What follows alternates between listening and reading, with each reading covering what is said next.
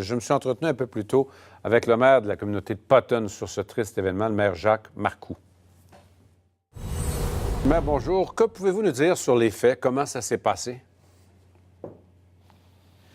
Alors, ce que je peux vous dire, premièrement, c'est que c'est un incident vraiment déplorable. Là, et ce que j'en sais, c'est que nous avons une citoyenne qui, effectivement, faisait du jogging sur le chemin de l'aéroport et qui a été attaquée par 3 chiens.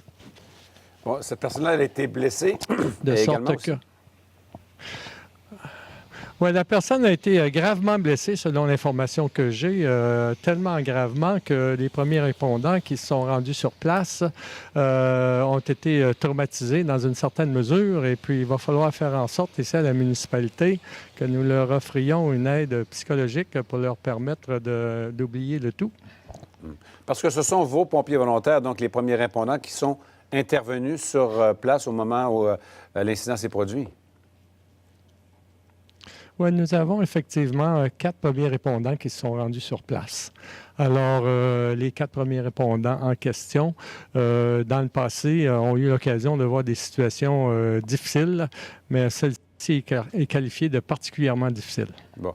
On est à Potton, vous êtes donc dans une région où, en principe, en ville, les chiens doivent être attachés, mais c'est dans une zone rurale, là, si je comprends bien, où le drame, où l'accident s'est produit. Oui, l'accident s'est produit en milieu rural. Alors, effectivement, les règles touchant le contrôle des chiens en milieu rural sont différentes qu'en milieu urbain. Mais néanmoins, un propriétaire est toujours censé avoir la maîtrise de ses chiens. Mm-hmm. Comment réagissent les gens de votre ville aujourd'hui? Les gens sont estomaqués d'apprendre que ce type d'incident s'est produit. On ne s'imagine jamais que ça puisse se produire chez nous, mais néanmoins, ça s'est produit. Alors, puisque ça s'est produit, il va falloir traiter de la question de la façon la plus efficace possible. Puis moi, en ce qui me concerne, la façon la plus efficace consiste à faire en sorte que les répercussions au niveau des humains soient amoindries dans la mesure du possible. C'est-à-dire? Ce que nous allons faire maintenant, c'est que nous allons effectivement obtenir une aide psychologique pour nos premiers répondants. Et en plus de ça, nous allons travailler de concert avec la Sûreté du Québec qui a le dossier entre les mains. Et nous allons collaborer avec la Sûreté du Québec au niveau justement de cet incident. Mm-hmm. Donc, il pourrait y avoir des suites judiciaires. Qu'est-ce que vous pouvez nous dire de l'état de santé de la dame maintenant et de cette personne-là, là?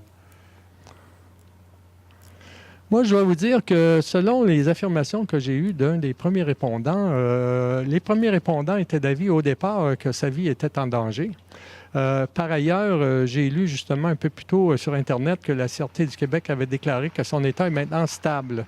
Alors, je me réjouis du fait que son état s'est amélioré, mais néanmoins, je me mets dans la peau de cette personne-là et je me dis effectivement que le traumatisme qu'elle a vécu va avoir des répercussions très importantes chez elle.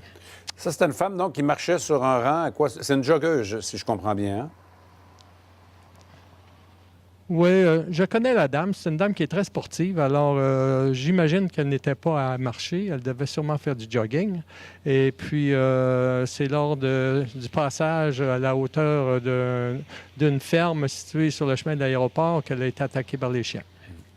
Monsieur le maire, merci beaucoup et bonne chance pour la suite des choses.